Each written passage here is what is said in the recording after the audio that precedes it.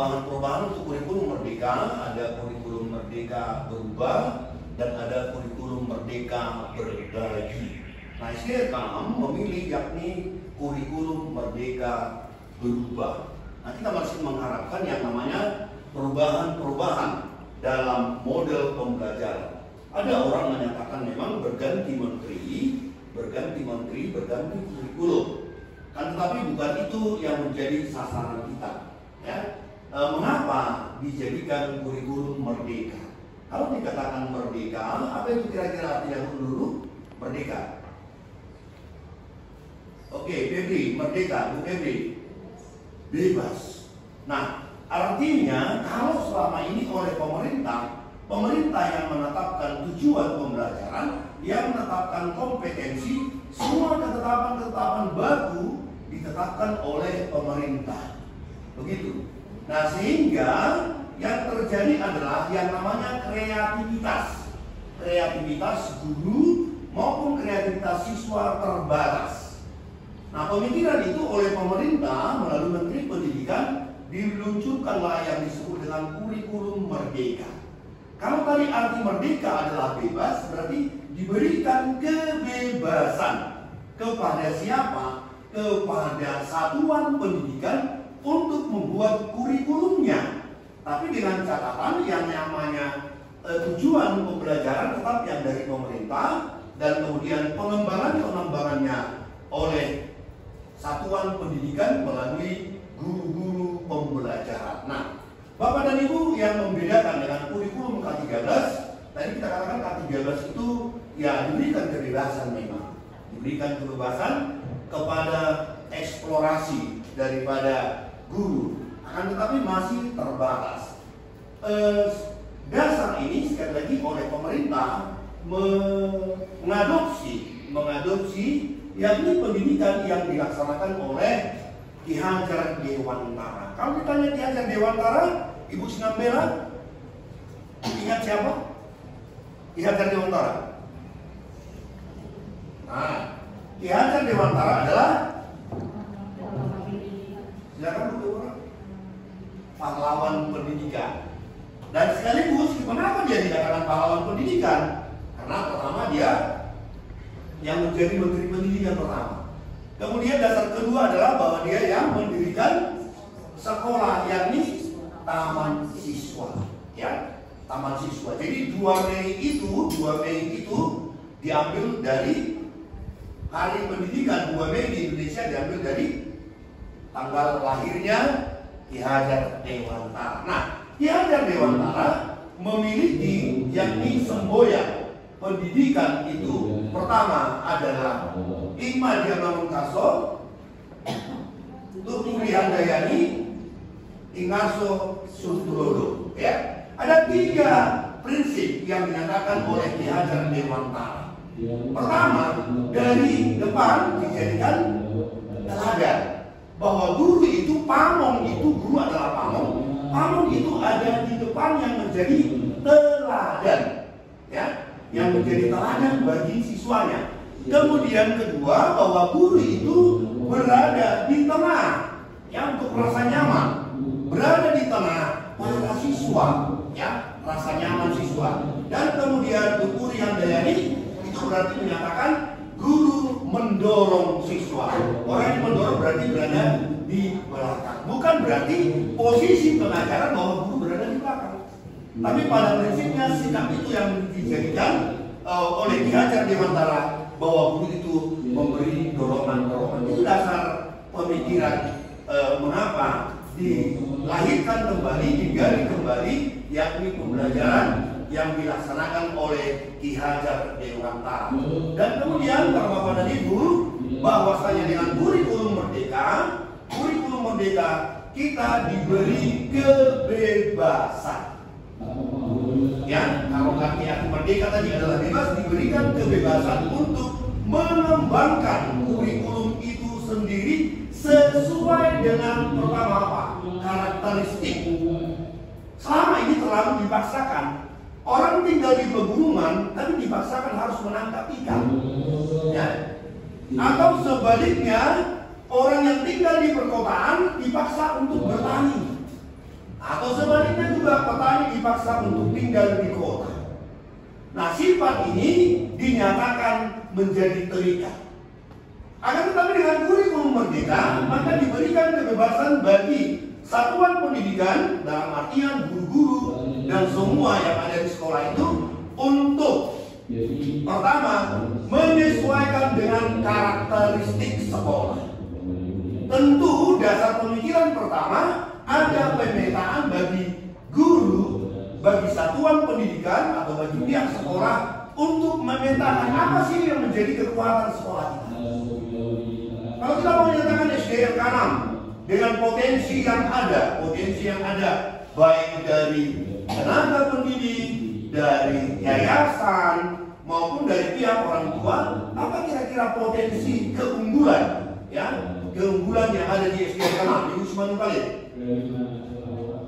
Menurut Ibu, apa yang menjadi keunggulan kita berdasarkan potensi-potensi yang ada, ya, yang ada di sekolah kita berdasarkan tenaga pengajarnya, fasilitasnya dalam kurung yayasan, kemudian para orang tua. Kira-kira menurut Ibu apa yang menjadi potensinya? Tenaga pendidiknya Pak, semuanya sudah terlatih ya, dengan dibuktikannya semua lulusan sarjana. Dibuktikan juga dengan cara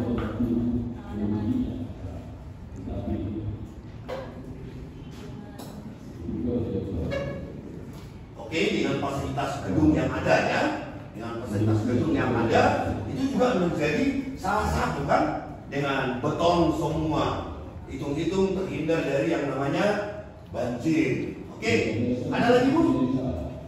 Baik, terima kasih kepada Ibu Sumanung balik yang telah menyatakan pernyataannya, yakni bahwa SDRK 6 bahwa guru-gurunya itu adalah guru-guru yang terampil, ya, menurut Ibu Sumanung balik didasari atas pendidikan para tenaga pendidik yang semuanya sudah sarjana, baik itu yang sarjana umum maupun yang sarjana untuk SD. Oke Bu ya. Nah, itu yang menjadi keunggulannya. Sekarang kita mau lihat karakteristik. Secara umum kalau kita mau tinjau SDRK 6 itu berada di mana dan siapa saja yang menjadi pelanggannya. Pelanggan dalam artian bahwa guru itu adalah jasa ya. Jasa. Tidak adalah jasa berarti memberikan tenaga dan kemampuan kita kepada orang lain. Menurut kita, apa yang menjadi, siapa yang menjadi pelanggan kita? Kita harus tahu juga kan, begitu kan? Baik, silakan Bu Sri Deborah, Ibu Mononenggolan.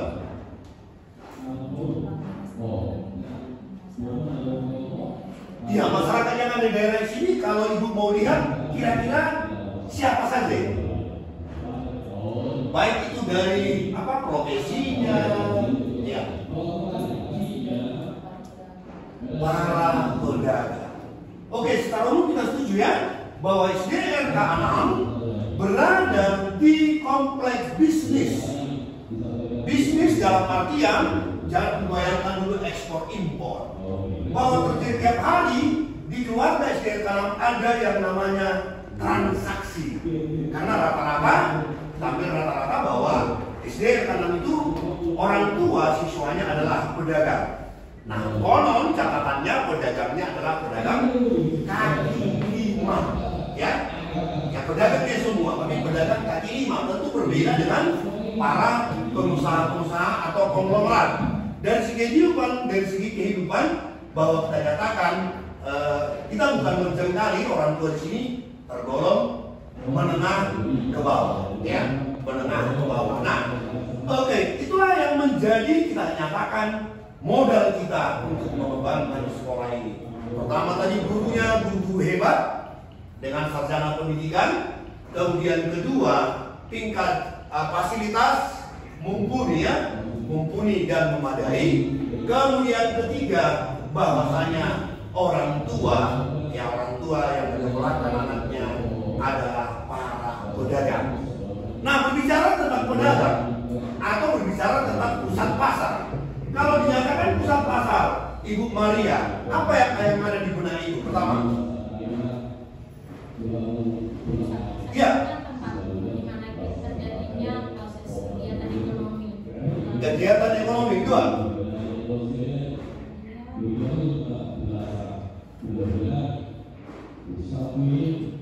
nah, yang ibu rasakan tadi kan kita sepakat ya bahwa kita berada di antara para orang tua yang pekerjaannya berdagang, ya, walaupun perdagangannya perdagangan kaki lima atau menengah ke bawah, ada saja dengan yang grosir atau toko. Nah itu tadi terjadi transaksi. Kemudian kedua, nah oke, kita mau bantu, mungkin jasa bisa bantu.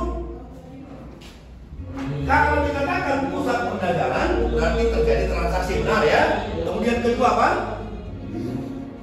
Kemudian kedua kalau kita menyatakan keramaian, pasti kan? Nah, pasti. Nah, tingkat keramaian, terus di dalam keramaian biasanya terjadi apa? Ya?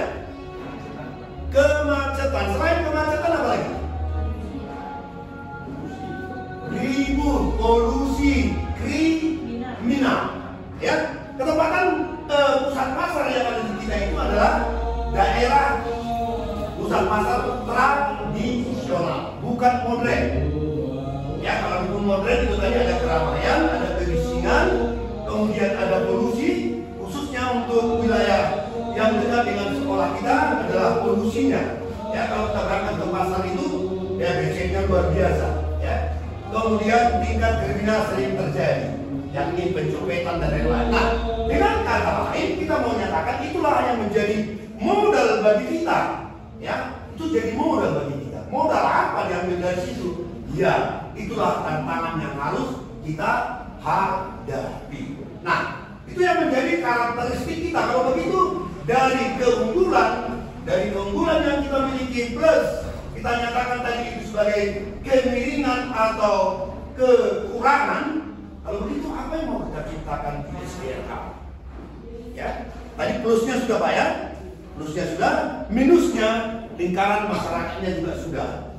Kira-kira menurut Sir Alex, apa yang menjadi, yang harus menjadi berkarakter di sekolah kita dari plus dan minus itu? Apa yang mau kita ciptakan untuk siswa-siswa atau ya nilai-nilai yang mau kita tanamkan kepada siswa kita? Silakan.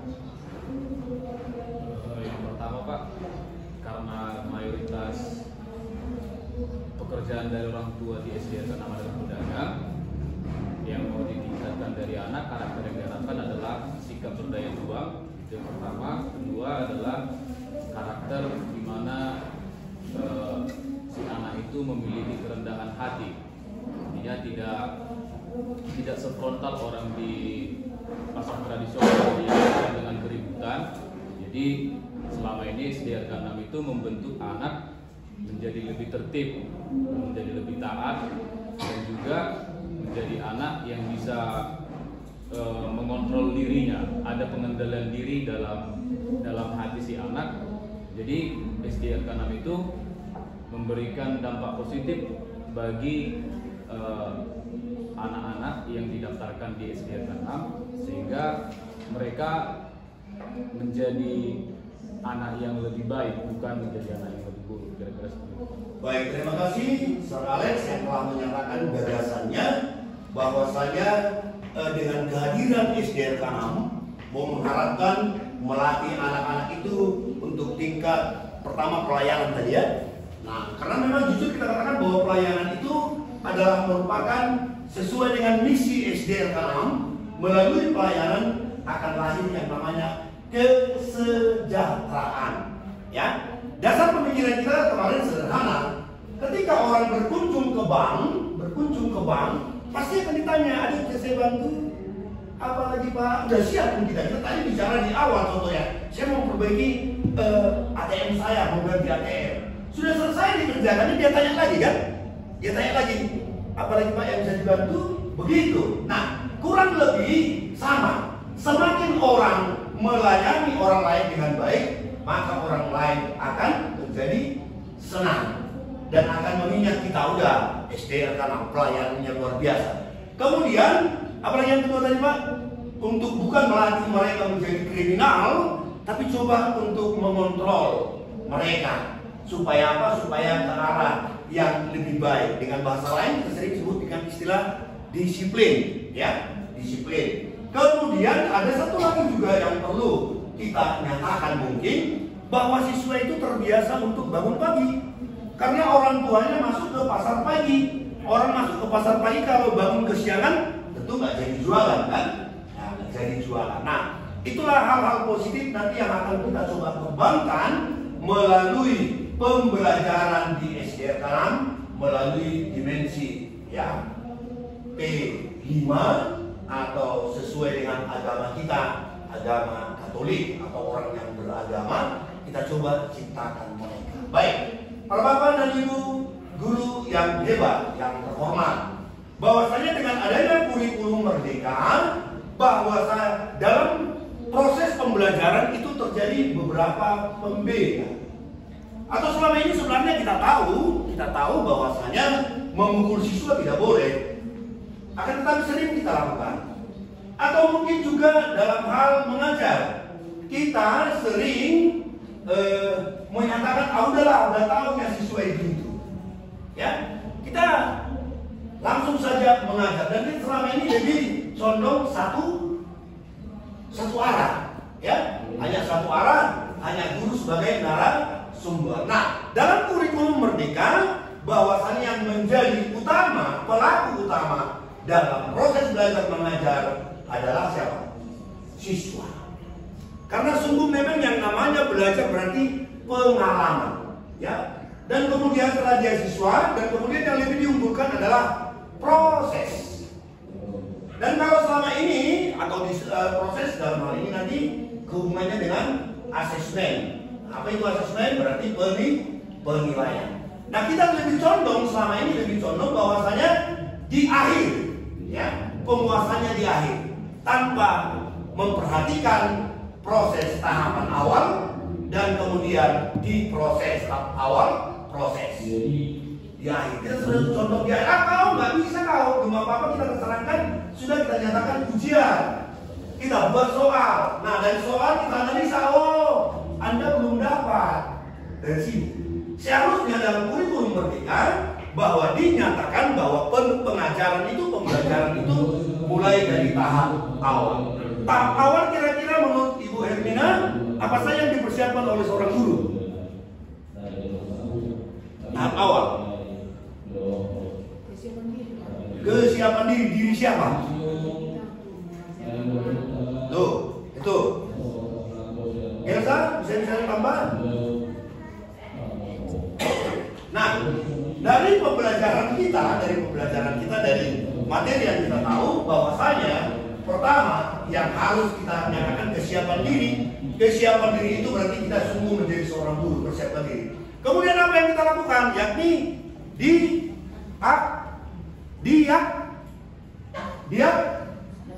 diagnosa, ya. Kalau pelajar sudah dipelajari namanya PMM itu harus sudah dapat diagnosa awal, ya, atau sering disebut dengan asesmen awal. Sejauh mana, karena tadi kita katakan bahwa subjek pendidikan itu adalah siswa, maka sejauh mana penguasaan daripada siswa menurut di awal itu oleh siswa, ya, itu dia. Karena juga memang dalam kurikulum merdeka bahwa dinyatakan ada yang disebut pembelajaran berdiferensiasi. Apa kira-kira maksudnya tuh, Pak Tunin? Pelajaran berdiferensiasi, yakni pembelajaran sesuai kebutuhan siswa, bukan kebutuhan guru, ya, kebutuhan siswa. Nah, semana saya melayani kebutuhan siswa? Begitu banyak siswanya. Kita nyatakan siswa kita rata-rata 30, ya. Bagaimana kita mau coba melayani itu? Nah, tentu pelayanannya pertama dilakukan diagnosa tadi. Seperti dokter, mula-mula begitu pasien datang diwawancara. Tapi sering kali katakan, wah dokter, ini gimana dokternya? Aku yang sakit, aku jangan tanya. Ya, sering. Nah, kalau dokter serba tahu lah begitu harapannya, kan? Nah, kita juga diharapkan bahwa kita sebagai guru, kita harus bisa mendiagnosa. Melalui apa diagnosanya? Pertama melalui observasi. Ya. Dan kemudian melalui apa? Wawancara, lakukan observasi terhadap anaknya. Ya, atas apa? Pertama, para bapak dan ibu nanti akan kita lihat yang namanya tujuan pembelajaran. Dari tujuan pembelajaran yang diturunkan oleh pemerintah, nanti kita lihat. Karena memang dalam kurikulum Merdeka bukan diukur lagi berdasarkan tahun, ya, atau bulan, tapi diukur berdasarkan tingkat kompetensinya, diukur berdasarkan fase. Fase pendidikan di Indonesia dibagi atas fase A kelas 1 dan 2, fase B 3, 4, fase C 5 dan 6, fase D kelas 7, 8, fase DE 9, 10 berarti berlanjut dari antara SMP ke SMA. Dan kemudian fase E ada di kelas 11 dan 12. Nah, jadi kita lihat dari fase itu tingkat apa yang mau dimengerti, dipahami oleh guru, kompetensi apa yang harus dia miliki.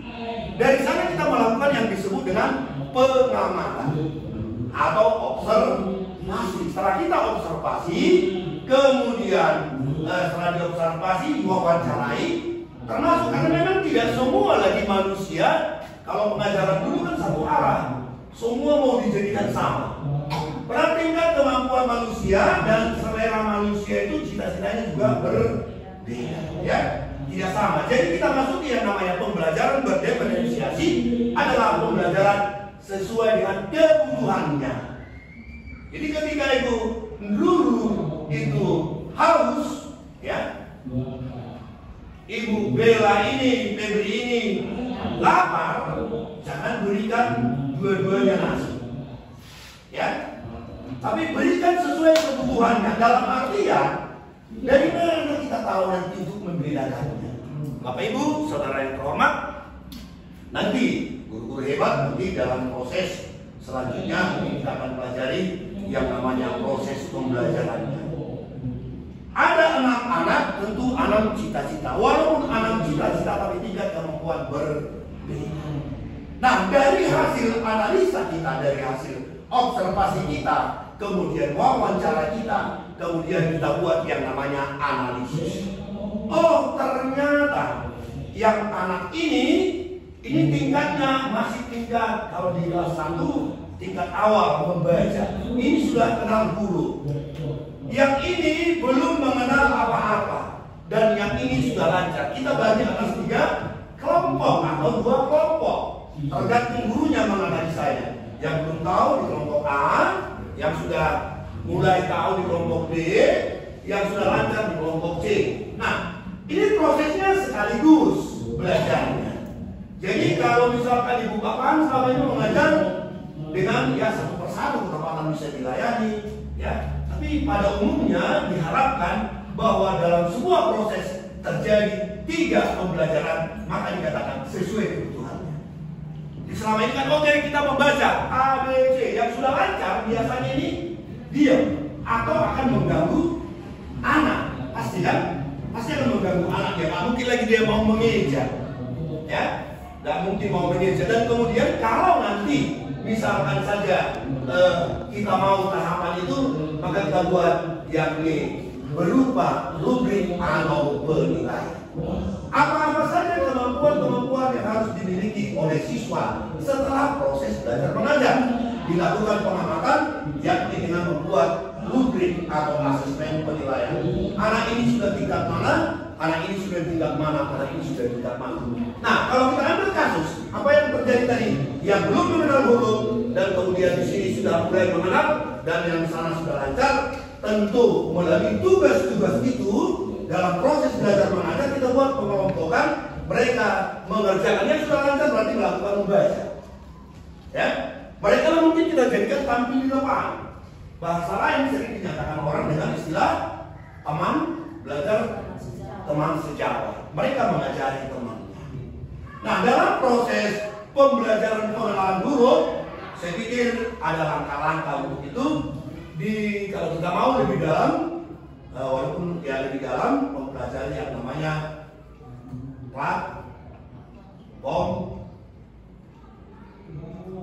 BNM, ya, Merdeka Mengajar. Di sana ada. Kapan untuk pembelajaran aksara? Ya, kita beruntung memang di saat ini bahwasanya oleh pemerintah TK itu sudah dijadikan sebagai TK dan PAUD, dijadikan sebagai apa? Sekolah atau menjadi fondasi. Begitu ya.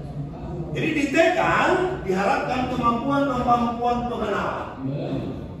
Sambil bermain mereka bisa mengenalkan yang namanya huruf-huruf. Ya, sudah dijadikan fondasi oleh pemerintah. Kalau dulu mungkin hanya untuk tempat bermain, tapi sekarang oleh pemerintah sudah dinyatakan sebagai fondasi dalam pengajaran. Jadi kita beruntung.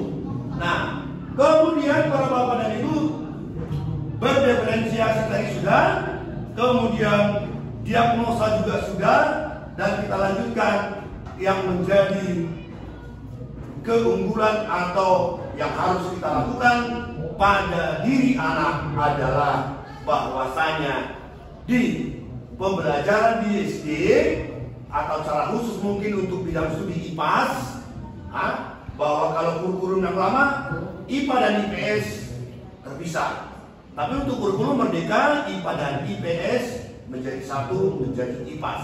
Mengapa disatukan? Itu dasar pemikiran kan? Mengapa disatukan? Dasarnya adalah karena itu merupakan konsep-konsep awal tentang kehidupan, ya, masih konsep awal, belum menjadi sebuah aksi bagi mereka.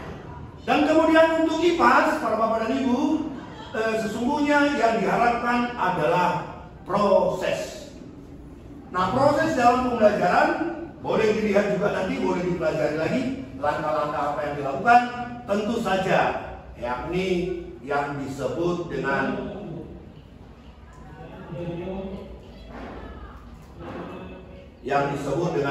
pembelajaran bermakna. Bahwa setiap kali pertemuan ada makna bagi para siswa. Jangan pulang kosong, datang kosong, pulang juga kosong. Nah, kita mau selalu kita buat dengan beberapa istilah. Sudahkah hari ini ilmuku bertambah? Itu tujuan kita di sana. Ya, sudahkah ilmuku bertambah? Kemudian berikutnya para bapak dan ibu yang perlu kita tahu bersama bahwa yang namanya penilaian tidak melulu dengan angka. Ya, tidak melulu dengan angka. Kalau begitu lebih banyak tugas kita benar. Kurikulum Merdeka bukan mengajak gurunya untuk lebih santai. Karena dari kurikulum Merdeka melalui asesmen yang dilakukan, baik itu diagnosa maupun itu formatif dan sumatif, ya, formatif dan sumatif bukan angkanya, tapi lebih tepatnya di deskripsinya. Sejauh mana sebenarnya sesuai dengan tingkatan-tingkatan tadi. Orang yang mampu berarti berikan tugas yang lebih dalam proses itu. Orang yang sedang berarti butuh pendampingan untuk itu. Dan yang tidak mampu ini berarti ketika misalkan saja seorang membaca Budi dia katakan ini mengenal, coba mendengarkan bentuk-bentuk hurufnya, ya, bunyinya dulu, fonemnya dulu, Budi B. Ya, yang ini mungkin sudah mengenal, dia ucapkan B, ya, yang ini sudah membaca. Itu kurang lebih bagaimana sinerginya ketika dalam prosesnya. Jadi kalau selama ini kita lebih menonjol main sama. Nah, itu kita lihat, oh si A Mary cuma nunggalin. Oh, ini kemampuannya harus bisa kita deskripsikan. Keterangan. Jadi yang namanya nilai angka tidak melulu, ya. Tapi kita tahu gambarannya. Itu harapan kita kemarin di SDR 6 melalui keunggulan-keunggulan yang ada dimiliki itu dulu kita tonjolkan, ya. Itu dulu kita tonjolkan.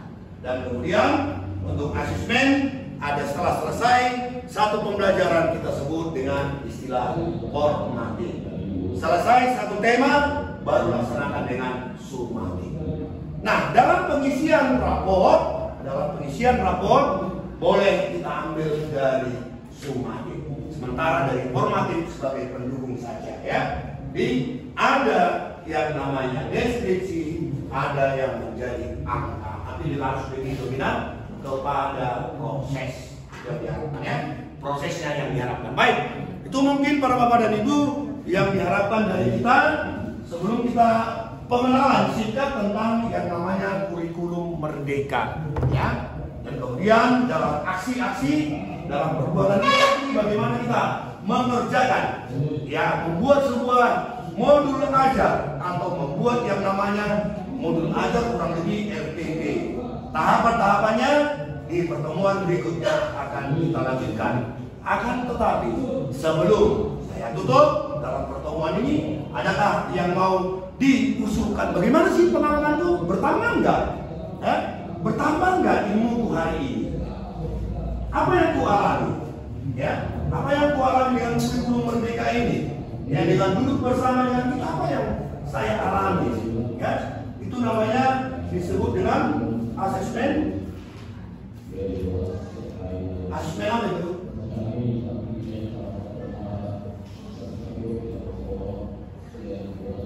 Ya, pembelajaran yang bermakna dia temukan apa yang hari ini. Jadi dia bukan pulang dengan sia-sia, ya, bukan pulang dengan sia-sia. Jadi diharapkan ada yang dia dapat, ada makna yang dia dapat dari sebuah proses. Dan dalam proses itu sekali lagi biarkan anak yang banyak terlibat bekerja, guru tinggal membuat instruksi, ya, buat instruksi yang harus dia kerjakan. Ya, buat instruksi melalui panduan-panduan, baik itu melalui rubrik dan seterusnya. Ya, baik. Ada yang mau dipertanyakan atau mau kita diskusikan? Baik, ada? Silakan. Baik, kalau tidak ada, para Bapak dan Ibu, cukup sekian. Terima